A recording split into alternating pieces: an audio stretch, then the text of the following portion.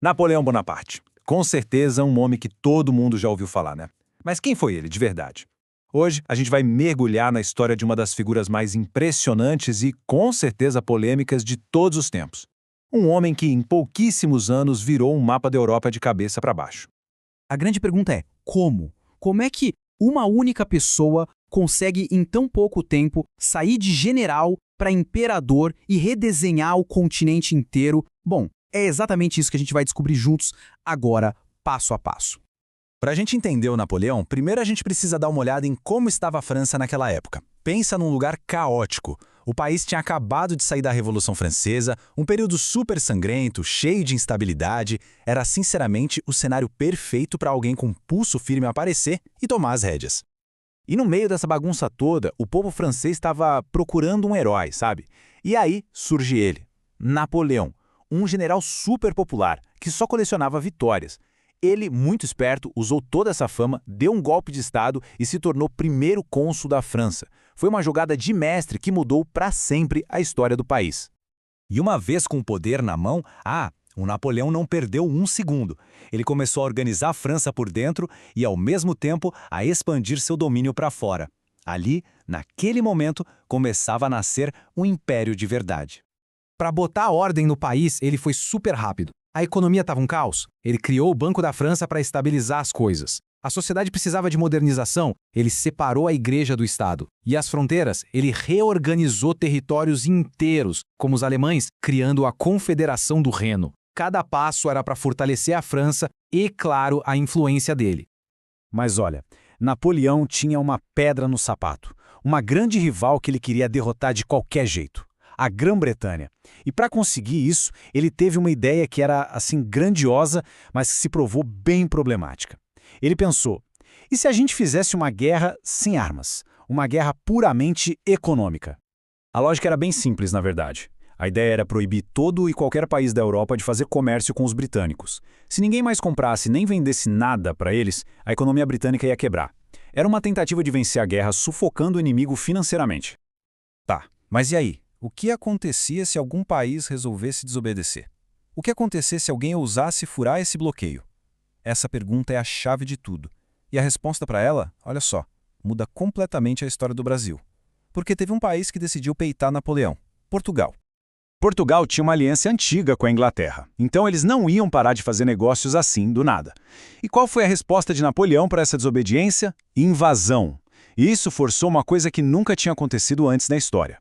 Em 1808, a família real portuguesa inteira fez as malas e fugiu para o Brasil. E isso, minha gente, mudou o nosso destino para sempre.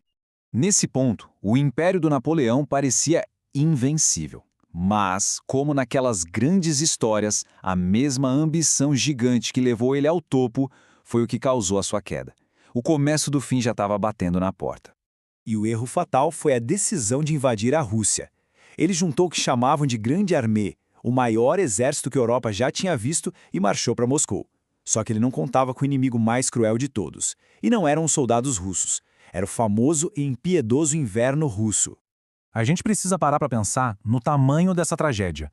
Mais de 600 mil soldados foram para a Rússia. Sabe quantos voltaram? Menos de 100 mil. A grande maioria morreu de fome e de frio.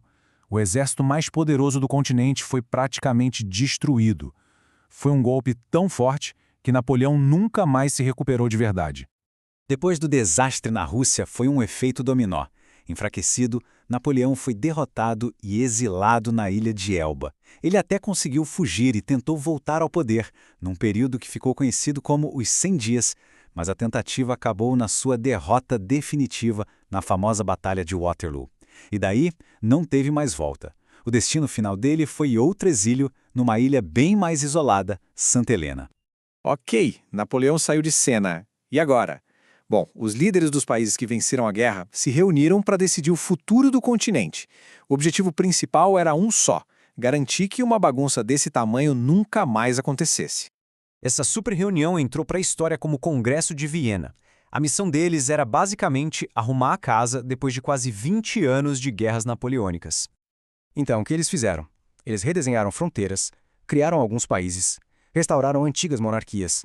A ideia central era criar um equilíbrio de poder, para ninguém ficar forte demais, E claro, eles queriam dar uma isolada na França para garantir que ela não ia tentar fazer tudo de novo. Bom, depois de toda essa história, que tal a gente testar o que ficou? Vamos ver se tá todo mundo ligado? É hora de testar os conhecimentos. Vamos lá, primeira pergunta. Como foi que Napoleão chegou ao poder na França pela primeira vez? E a resposta correta é...